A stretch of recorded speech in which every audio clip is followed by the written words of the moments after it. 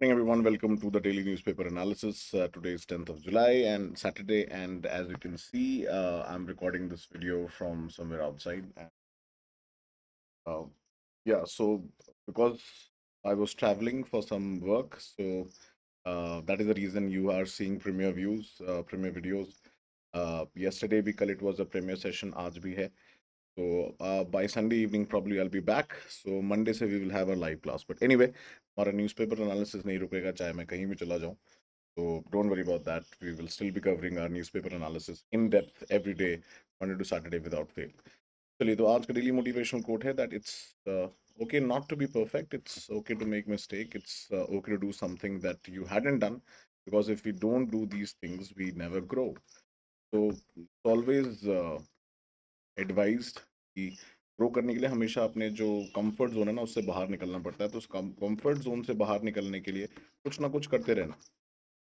It's okay to make mistake and it's absolutely okay not to be perfect. जरूरी नहीं है कि हर चीज़ बिल्कुल सही होगी और बिल्कुल अपने टाइम पे होगी. तो कुछ ना कुछ करते रहिए बस. हाँ, मतलब always look that you are going upward. मतलब थोड़ा छोटा छोटा प्रोग्रेस है लेकिन ऊपर की तरफ है, नीचे की तरफ नहीं जाना है.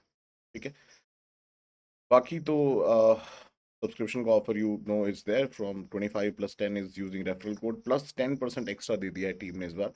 अगर आप कोड यूज करेंगे DPS live you can get around 45. अभी तक इतना ज़्यादा डिस्काउंट किसी को भी नहीं मिला है. मतलब 45 to 50% ऑफ अभी तक मुझे नहीं याद है कि लास्ट 1 ईयर में कब मिला है. तो I think it's a very great opportunity for all of you. जिन्होंने सब्सक्रिप्शन नहीं लिया है वो लोग ले सकते हैं. And under the Unacademy promise आपको 1 साल का सब्सक्रिप्शन एक्स्ट्रा मिलेगा if you take 2 year subscription. बाकी these are some new batches which are starting in. तो उसको आप लोग देख सकते हैं. Anyway, so the first article today is in fact is it's on China. तो उसके बारे में जरा बात करते हैं हम लोग. तो चाइना वाला जो है it's a very interesting article. मैं इसको क्विकली समराइज कर देता हूँ आप लोगों के लिए. तो what has been written by the gentleman over here is एक तो ये प्रोफेसर हैं सोशोलॉजी के भी और इंटरनेशनल अफेयर्स के. तो इन्होंने हाईलाइट किया है the role of China in India as a democracy. तो कई बार क्या होता है कि देखिए इंडिया को और चाइना को कंपेयर किया जाता है इस पॉइंट ऑफ व्यू से कि भाई चाइना देखो ज़्यादा उसने डेवलपमेंट किया है, इंडिया ने कम डेवलपमेंट किया है. और इंडिया में there is to much of democracy, तो शायद इस वजह से ना हार्ड डिसीजंस नहीं लिए जा सकते और इस वजह से उतना सिग्निफिकेंट डेवलपमेंट नहीं हो पाया. तो इस आर्टिकल में थोड़ी बहुत पॉलिटिकल चीज़ें भी लिखी हुई हैं that we are not really interested in. But what we are really interested is in the important point of comparison कि कहाँ पे हम इंडिया और चाइना को कंपेयर कर सकते हैं. तो चाइनाज डेवलपमेंट पाथ अगर आप देखोगे over the last century has been spectacular. और इंडिया भी अगर आप देखोगे has done significant work but उतना ज़्यादा नहीं है जितना ज़्यादा आप देखो चाइना कर रहा है. इंडिया में भी आप देखोगे poverty has come down but unemployment आप देखोगे थोड़ा बढ़ा भी है. कुछ केसेस में एम्प्लॉयमेंट उतने सिग्निफिकेंट लेवल पे नहीं है. यहाँ तक कि आप देखिए जो फेमस इकोनॉमिस्ट हैं like Jean Dreze and Amartya Sen, उन तक ने बोल दिया है कि India is actually far more behind now in Bangladesh and Pakistan. मतलब कुछ इंडिकेटर्स में we have gone behind Bangladesh and Pakistan also. तो a lot of people comment that India में क्या प्रॉब्लम है कि India has too much of democracy. उस वजह से क्या होता है कई बार कि टू मच ऑफ डेमोक्रेसी होने की वजह से there it's become slightly difficult to have what you say taking some difficult decision लेना थोड़ा थोड़ा प्रॉब्लमेटिक हो जाता है. डिसीजन मेकिंग थोड़ी स्लो हो जाती है. और उस पॉइंट को इन्होंने यहाँ पे हाईलाइट किया है. तो जैसे there is always a debate between left and right की लेफ्ट इज गवर्नमेंट है राइट इज गवर्नमेंट है. तो उसमें भी कई बार क्या होता है कि जो मेजर इश्यूज होते हैं वो क्या हो जाते हैं, ब्लैंकेट आउट हो जाते हैं. And the claim that less democracy is good for development even does not stand. ये भी गलत चीज़ है. अब अगर आप चाइना को भी कंपेयर कर लो तो ये मल्टीपल एविडेंस पूरे वर्ल्ड में मिले हैं क्योंकि खुद भी इंटरनेशनल अफेयर्स और सोशोलॉजी के प्रोफेसर हैं एंड रिसर्चर हैं. तो इन्होंने खुद बताया कि आप चाहे लैटिन अमेरिका कंपेयर कर लो, आप अफ्रीका कंपेयर कर लो, even South East Asia West Asia में कंट्रीज को आप कंपेयर कर लो, जहाँ पे डेमोक्रेसी नहीं है वहाँ पे डेवलपमेंट उतना ज़्यादा भी नहीं है. अगर आप कंपैरिजन करो लैटिन अमेरिका का हाल आपको पता ही है, हमने पहले डिस्कस भी किया हुआ है. चाहे वेनेजुएला हो गया, चाहे बाकी कंट्रीज हो गई, उनके मिलिट्री डिक्टेटरशिप जो रही है 1960s एंड 70s में, उसका टेरिबल इकोनॉमिक इफेक्ट अभी तक देखने को मिला है. एंड जो सोशल प्रोग्रेस है वो आप देखो ताइवान एंड साउथ कोरिया में. और also instructive of the fact कि आप देखो कि साउथ कोरिया जैसे अब बाद में अलग हो गया, but north Korea had dictatorship एक तरीके से। तो डेवलपमेंट बहुत ही स्टार्क डिफरेंसेस है उनके बीच में। तो अगर हम ये बोल रहे हैं कि वी नीड अथॉरिटेरियन रिजीम जहाँ पे ना मतलब कहते हैं ना कि बिल्कुल बंदूक की नोक पे काम कराया जाए, तो वो तो बिल्कुल भी पॉसिबल नहीं है। एंड एविडेंस भी सजेस्ट करता है कि ऐसी रिजीम ज़्यादा सक्सेसफुल नहीं होती in terms of social and inclusive development. For example, Kerala and Tamil Nadu have done much more to improve the lives of all their citizens across state and classes than any other states in India. तो बहुत ही varied development की आप देख सकते हो कि progress indicators हैं। So the theory behind the authoritarian fantasy also does not hold up. First, the assumption that the authoritarians support forms of decision making that can rise above the hubbub of democratic presumes that those in command will serve the general interest. Actually में क्या है, देखिए जब authoritarian रजीम की आप बात करते हैं तो उसमें क्या होता है, हम लोग ये अज्यूम करते हैं कि जो आएगा पर्सन वो पब्लिक के लिए काम करेगा, बट ऐसा भी तो हो सकता है कि वो अपने लिए काम करे, अपने सेल्फ इंटरेस्ट को ऊपर रखे। तो इस वजह से प्रॉब्लम। और डेमोक्रेसी का फायदा क्या है, ये बहुत ही इंपॉर्टेंट आर्टिकल है, क्योंकि अब GS2 में डेमोक्रेसी और different forms of democracy and authoritarian democrat versus authoritarian regime versus democracy को कंपेयर करने के लिए आप यूज कर सकते हैं उसको, both in IR in polity. So democracy का फायदा क्या होता है कि यहाँ पे नेगोशिएशन और कॉम्प्रोमाइज है, एंड ये क्या करता है, सबसे ज्यादा जो लोगों के मल्टीपल इंटरेस्ट्स हैं उनको ब्रिज करने का काम करता है। कि चलिए एक बार को क्या हो गया कि चाहे कितना भी अथॉरिटेरियन या डिक्टेटर टाइप कोई भी लीडर आ जाए, बट अगर डेमोक्रेसी है तो इतने सारे डाइवर्स ग्रुप को जवाब देना होता है, that accountability itself comes because you have to be responsible to all of these people. And China का अगर आप वहीं पे कंपैरिजन कर लोगे, चाहे हम कितनी भी बात कर लें चाइना की यहाँ पे, तो चाइना में इशू क्या है कि आप कभी आपने देखा नहीं होगा कि चाइना के बारे में, एक तो देखिए देखिए मीडिया तो उनकी बड़ी रिस्ट्रिक्टेड है, तो मीडिया पे बहुत ही स्ट्रिक्ट कंट्रोल्स हैं। तो अगर आप वहाँ पे देखेंगे तो चाइना में चाहे वहाँ पे फैमिन आया हो, 35 मिलियन लाइव्स वर लॉस्ट। उसके अलावा आप देखोगे जो कल्चरल रेवोल्यूशन भी हुआ, उसके बाद भी आप देखोगे वन चाइल्ड पॉलिसी है। तो चाइना में बहुत सारी चीज़ें, चाहे वो उगिर मुस्लिम्स के खिलाफ एट्रॉसिटी हो, तिब्बतन के खिलाफ एट्रॉसिटीज हो, ये सब चीज़ें they come in hand in glove with the authoritarian regime. तो अगर आप ये बोलोगे चाइना ने मैन्युफैक्चरिंग में बहुत ज़्यादा प्रोग्रेस अचीव की है, but at what cost? At the cost of its own people and the cost of its own minorities. तो पॉइंट वही है कि आप देखिए, slightly humid, it's very humid actually, I am in the middle of the jungle, तो थोड़ा सा humid, but anyway. So conversely, while India's democracy has been quarrelsome, cumbersome, and often dominated by elite, it has also opened social political spaces for subordinate groups. तो India में आप कितना भी बोल दीजिए, बट डेमोक्रेसी ने कहीं ना कहीं बहुत हद तक हमारे जो राइट्स हैं और सोशल प्रोटेक्शन है उसको बचा के रखा हुआ है, सोशल जो आप कह सकते हो फैब्रिक को। बट वहां पे इन्होंने कुछ चीजें यहाँ पे हाईलाइट की कि कोविड में सरकार थोड़ा और अच्छा काम कर सकती थी, और थोड़ा गवर्नमेंट पॉलिटिक्स के बीच में फंसी हुई है। तो वो तो देखिए, थोड़ा मैंने आपको बताया, थोड़ा सर्टेन पॉलिटिकल इश्यूज हैं that we need to ignore, but otherwise the article is good enough to understand कि कैसे डिफरेंट कंट्रीज के साथ इंडिया का comparison is technically not justified. Now coming to other bit of news, NGT को लेके दिल्ली, जो NGT की जो बेंच है दिल्ली की, उसको बोला गया कि that all 5 zonal benches of the NGT are equally powerful and their orders would be applicable pan India. तो मद्रास हाई कोर्ट का एक बहुत इंपॉर्टेंट जजमेंट आया है। उन्होंने बोला कि जो प्रिंसिपल बेंच है दिल्ली का, मतलब ये नहीं कि सिर्फ दिल्ली की बेंच के ऑर्डर्स फॉलो होंगे, सारे जगह के ऑर्डर्स जो है फॉलो होंगे। सिमिलरली एक और कोर्ट को लेके बड़ा इंटरेस्टिंग ऑर्डर आया है दैट द जजेस should not act like emperors, से सुप्रीम कोर्ट। तो कई बार क्या होता है, अननेसेसरली आप देखते हो कोर्ट जो होते हैं, उसमें जजेस जो हैं what they do is they keep on calling in the officials. So the apex court said that it would be a reaction if judges cross the line of separation of powers between the judiciary and the executive. तो कई बार क्या होता है, बोलेंगे कि भाई समन कर दो इस ऑफिसर को, होम सेक्रेटरी को समन कर दो, इनको ऐसा समन कर दो। तो they should not act like emperors. तो GS2 में सेपरेशन ऑफ पावर में बहुत इंपॉर्टेंट जजमेंट है ये, and this is regarding judiciary. तो ये दोनों इंपॉर्टेंट पॉइंट्स हैं। बाकी इंटरनेशनल रिलेशन के पॉइंट ऑफ व्यू से बड़ी इंपॉर्टेंट न्यूज़ है कि अभी आपने देखा होगा कि जयशंकर साहब जो हैं, he was on visit to Iran.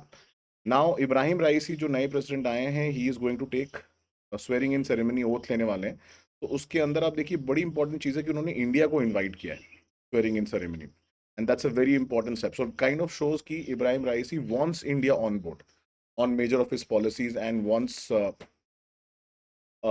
India to कि साथ में चलें. So probably that's a good sign, especially in the wake of China, being more assertive in this region.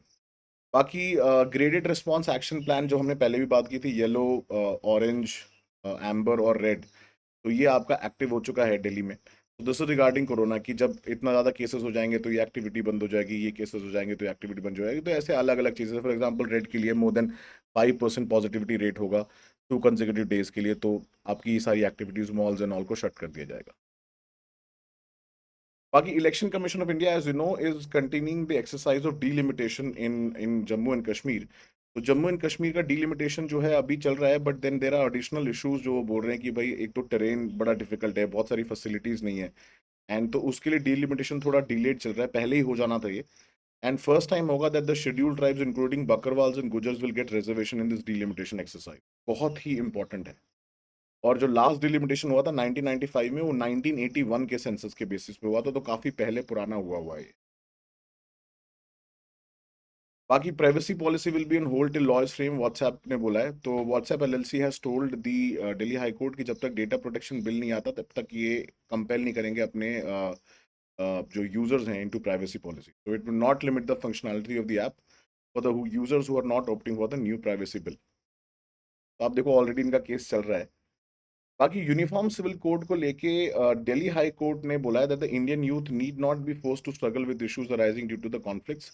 So referring to several decisions of the Supreme Court and the need for the UCC, including the historical Shah Bano case, the court said it expressed the hope in Article 44, जो आपका UCC से deal करता है, and it directed that a copy of the order be communicated to the Secretary Ministry of Law and Justice. तो कहीं ना कहीं जो है आप देखोगे कोर्ट की तरफ से एक फेवरेबल ऑर्डर आ रहा है कि इसको अप्लाई करने के लिए सरकार को कोशिश और पार्लियामेंट को कोशिश करनी चाहिए.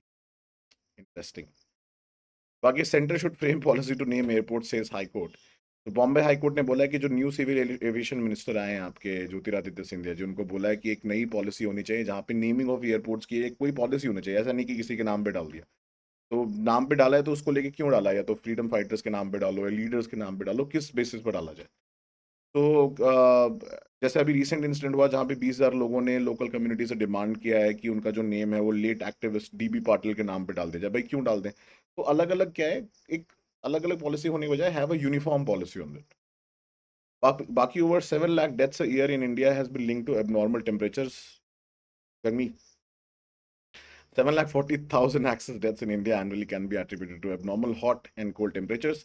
तो लैंडसेट की स्टडी आई है, तो क्लाइमेट चेंज रिलेटेड डेथ है, नथिंग न्यू इन दिस. एक बार इसको देख लीजिएगा, just use it in your answer writing. बाकी जुलाई 16 को जो इंफॉर्मेशन टेक्नोलॉजी रूल्स है उनकी हियरिंग होनी है कोर्ट में, तो लिस्टेड किया गया है. And the government has said that in the top court that the IT rules provide a comprehensive mechanism. As you know the tussle has been going on for a very long time, इस वजह से थोड़ा ये issue है. बाकी cabinet approves modification to the agriculture infrastructure fund. So it will expand the beneficiaries including the APMC in order to avail a credit up to 2 crore. तो हमने कल भी इसके बारे में बात की थी. उसके अलावा आप देखोगे सेंट्रल गवर्नमेंट है सैंक्शन प्रोजेक्ट वर्थ ₹4300 crores. उसके अलावा आईएमडी जो है और प्राइवेट फोरकास्टर्स के बीच में आप देखोगे मॉनसून प्रिडिक्शन या कोई भी जो वेदर प्रिडिक्शन उसके बीच में सिंक नहीं होता. तो इसलिए there is a better synergy which is required between IMD, जैसे स्काईमेट हो गया. तो आप देखो स्काईमेट बोल रहा है कि मानसून आने वाला है, आईएमडी बोल रहा है अभी नहीं आया है. आज भी प्रो फोरकास्ट है कि शायद दिल्ली में मानसून आ जाएगा, बट मुझे नहीं पता, I am not in Delhi so really do not know. But खैर उमस बहुत ज़्यादा है, and yeah we are waiting for monsoon. So there needs to be a sort of synergy between this different organisation, because लोगों को फिर पता नहीं चलता है. And in spite of the fact that ये लोग नए नए मॉडल्स लेके आ रहे हैं for monsoon prediction, super computer use कर रहे हैं आईआईटीएम में. तो I think there is a need that लोगों को भाई अधिकार है जानने का बारिश कब होगी. एक इन्वायरमेंट के लिए आपकी इंपॉर्टेंट न्यूज जो आई है वो है हिमालयन याक्स जो है इनको इंश्योर किया जाएगा. तो National Research Centre on yak at Dirang in West Kameng district Arunachal Pradesh, इन्होंने टाई अप किया है नेशनल इंश्योरेंस कंपनी के साथ. तो ये बोल रहे हैं कि जितने भी याक पॉपुलेशन है वो डिक्रीज हो रहे हैं, तो इट्स अ कंसर्न. तो उनको क्या किया जाएगा, उनको जो है they will be insured. So total yak population India is about 58,000, mostly in Leh Ladakh, Jammu and Kashmir, Himachal Pradesh में देखते मिलते हैं. कुछ are there in West Bengal and Uttarakhand also. तो proper ear marking and description के साथ इनको इंश्योर किया जाएगा. बाकी सस्टेनेबल डेवलपमेंट गोल्स 21 की रिपोर्ट आई है ऑन यूएन बाय यूएन डीसा. तो इसमें कोविड-19 के इम्पैक्ट को बताया गया कि इसकी कोविड-19 वजह से कितना ज़्यादा जो एक गोल्स हैं वो थोड़े अचीव करने पीछे चले गए। So there has been progress in availability of internationally comparable data.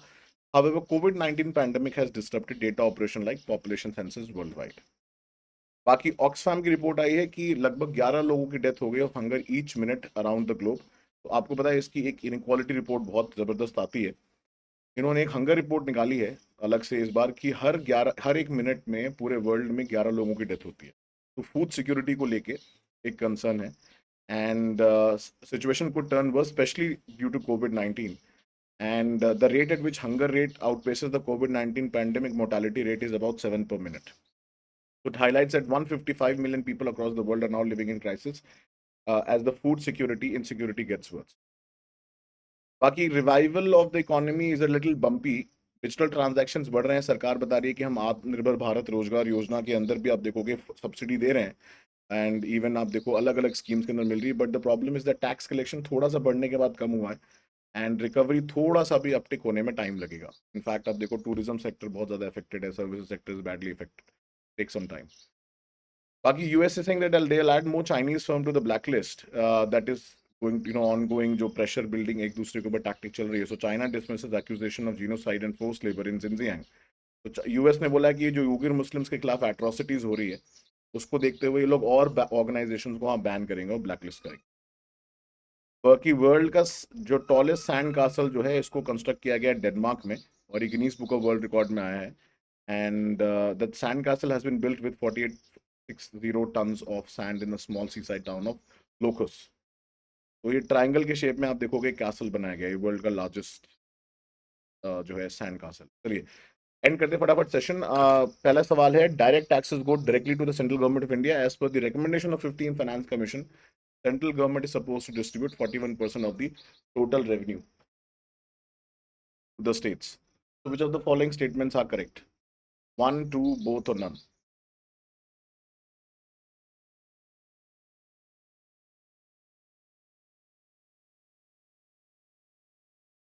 The correct answer is A.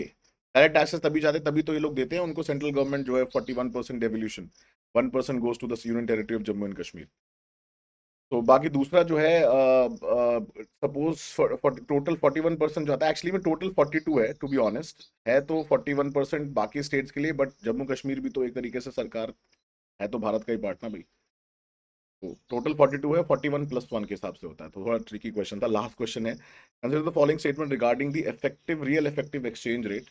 An increase in a nation rear is an indication that exports are becoming more cheaper.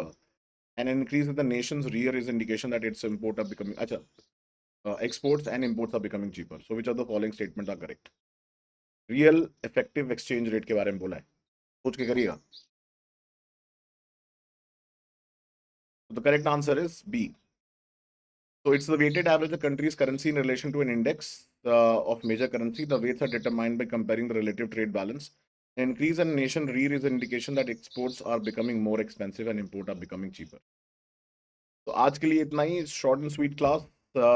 Since I'm outside and I can't take a live class, so recorded this lecture, probably you will see it live in some time. Thank you so much everyone for understanding, and I'll be live back on Monday and probably have a little surprise for all of you today afternoon or evening. So do watch out my Instagram or maybe this YouTube section, because I'm going to upload 2-3 special topic videos tomorrow and day after. और बाकी तो कल तो Sunday है तो कल कोई class नहीं है, will see you on Monday. बाकी सब्सक्रिप्शन के लिए the code is DPS live or deep27, and you can reach out to me on the ID DC7 or thank you so much everyone, have a good, pretty humid out here, but what to do. Thank you.